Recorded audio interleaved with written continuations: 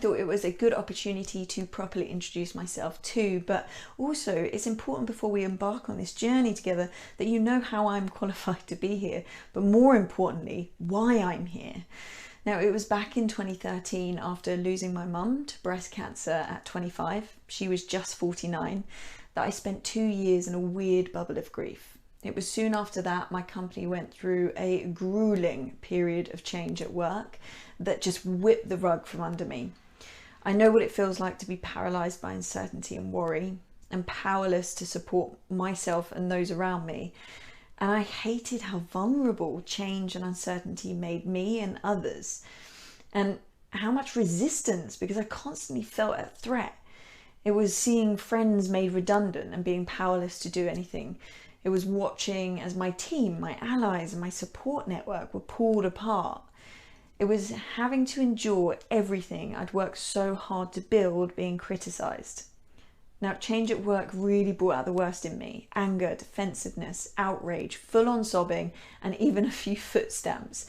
But what I realised is that the world of work is changing fast, and we're not going to have the same 40-year secure career our parents or grandparents may have had.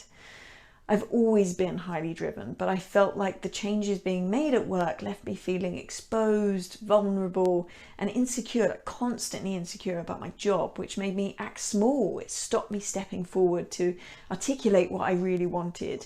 And in all the chaos and confusion, I sort of just got swept away by this undercurrent of change that I had no control over.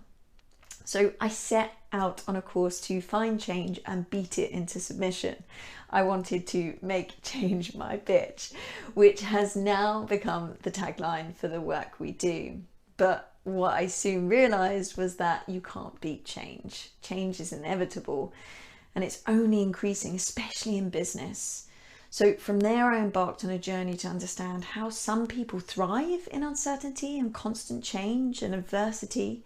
No matter how challenging a situation, why do some people succeed whilst others get caught up in victimhood, depression, anger and frustration, lose themselves as they question their identities and barely survive? And my research was to get even more depressing yet, especially for women. Workplace change is among the top life stresses, and it's holding women back. For one, women hold fewer positions of authority and less decision-making input. It means women are more prone to burnout and overwhelm. 2, technology change is also more likely to impact women as they take up the majority of roles being automated. Pile that on top of the fact that women continue to battle with working more to prove themselves, it's really no wonder that few women make it to the top. And initially I thought it was about the fight, the grit, the hard work, the hustle life. But close to burnout myself, struggling with control issues that were erring on eating disorders and a lack of true connection in my relationships. Now, whilst I wasn't depressed, overall I was unfulfilled. I knew there had to be something else to this word success that didn't compromise my well-being and wild joy. If I had to succeed and give that up, then can that truly be success? So, now on a quest to find these answers, I became a certified corporate and executive coach with the Coaching Academy, accredited by the Institute of Leadership and Management. And I've been working with women on a one-to-one basis for over 5 years, supporting in their pursuit of success without compromising their well-being and wild joy.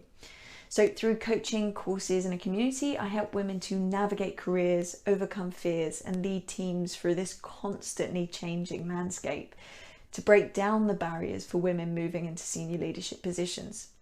I'm also a certified change management practitioner and facilitator, working with organisational leaders to deliver change programs that energise teams and inspire action.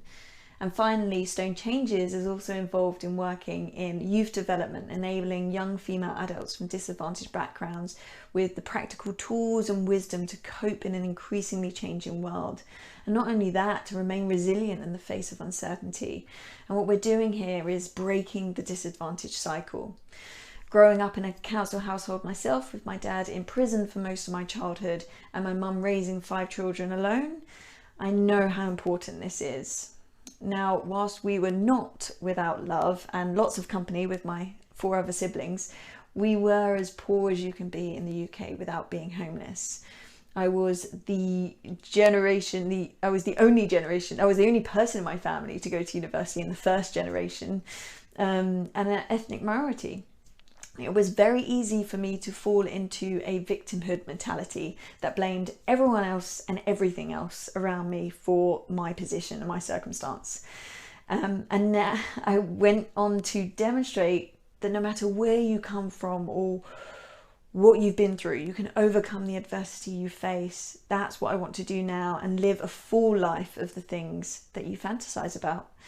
Finally, as you can probably tell by the theming of this mastermind and many of my programs, I'm an explorer of life, having traveled the world, fulfilling a lifelong dream to travel for a year with my husband, which we only returned back from a few months ago, right in the middle of COVID-19.